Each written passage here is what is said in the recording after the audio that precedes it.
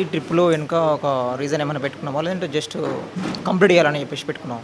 So all over వరల్డ్‌లో 7 continents ఉన్నాయి. అందులో 6 కాంటినెంట్స్ సైకిల్ పైన దొక్కాలనేది నా ఆశ.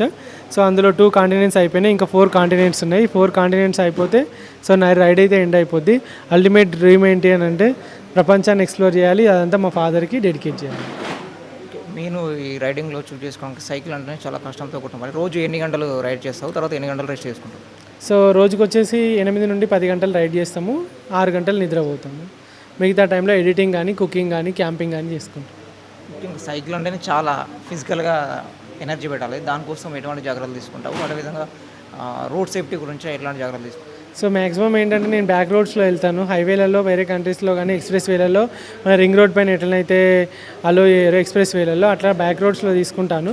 సో వాటర్ బాగా క్యారీ చేస్తా అండ్ ఫుడ్ కూడా క్యారీ చేస్తా. సో దట్ ఎక్కడైనా చిక్కుకున్నా కూడా తినడానికి, వండుకోవడానికి. సో హెల్త్ సంబంధించిన జాగ్రత్తలు యాజ్ ఎ సెల్ఫ్ ఫార్మసిస్ట్ కాబట్టి అలాంటివి ఏమి వచ్చినా కూడా నేను సెల్ఫ్గా ట్రీట్మెంట్ చేసుకోవడానికి చూసుకుంటాను.